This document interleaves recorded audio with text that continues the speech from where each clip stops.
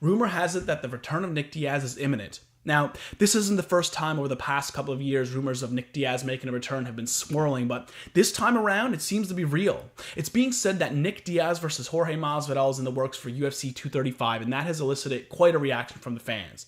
That reaction being pure excitement and joy about the prospect of getting Diaz back for fighting the UFC. No doubt this fight with Masvidal isn't on the top of fans' list for who they'd like to see Stockton's son return against, but the most important thing is that it finally seems like we're finally going to get him back in action. By the time Diaz returns, it'll be 4 long years since we had the pleasure, and in fight years, that's an eternity.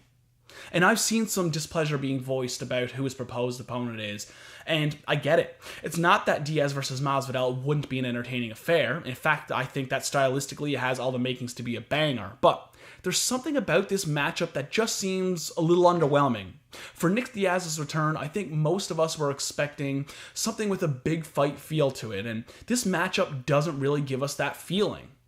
I personally like the idea of the rematch versus Robbie Lawler. A fight that would be 14 years in the making. The two battled each other back at UFC 47. Can you imagine? UFC 47 back in 2004 when Nick Diaz was a 21-year-old jiu-jitsu ace and Robbie Lawler was a 22-year-old Mike Tyson-like figure with devastating power just crushing everybody that stood before him. It was in this particular fight that really put Nick Diaz on the map. Going into that bout, Diaz had already a professional record of 8-2 and was just coming off of his successful debut in the UFC. So it's hard for people to wrap their heads around this, and it's so easy to forget, but back then, Nick Diaz was purely known as a ground specialist. The Gracie Jiu-Jitsu Wiz had no reputation whatsoever when it came to striking. But on the mat, he was widely considered to be the greatest talent in the promotion. Robbie Lawler, on the other hand, was this murderous puncher that had rattled off 4 wins in the UFC over top flight competition. Absolutely nobody saw what was coming when Diaz took to the center of the octagon against one of the most feared strikers in the promotion and proceeded to just bounce punches off Lawler's face, all while taunting him to come forward and strike with him, only to ultimately score the knockout blow that sent ruthless Robbie Lawler to the canvas face first. Such a legendary moment. Or even a rematch with GSP would give us that big fight feel.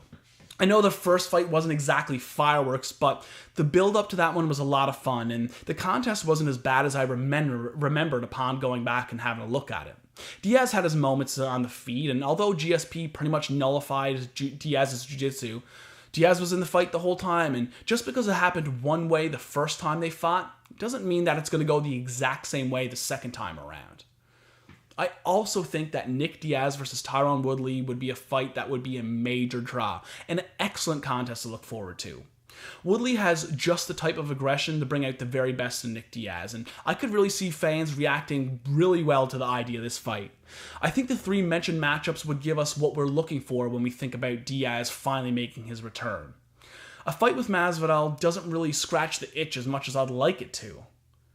However, this in no way is a slight against Masvidal. He's very highly respected in this game, and I actually think he doesn't get the shine he deserves. He may have only been in the UFC for the past 5 years, but this guy is a true OG of the game and should be treated as such.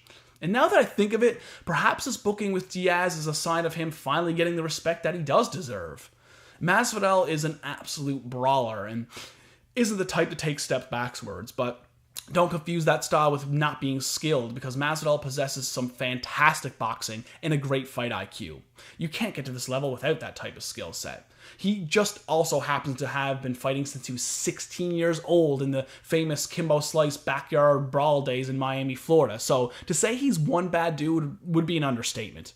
The more I talk about it, the more I realize how similar Diaz and Masvidal are, and the more I realize maybe this is a fight we didn't know we wanted. There's no need to overanalyze it, though.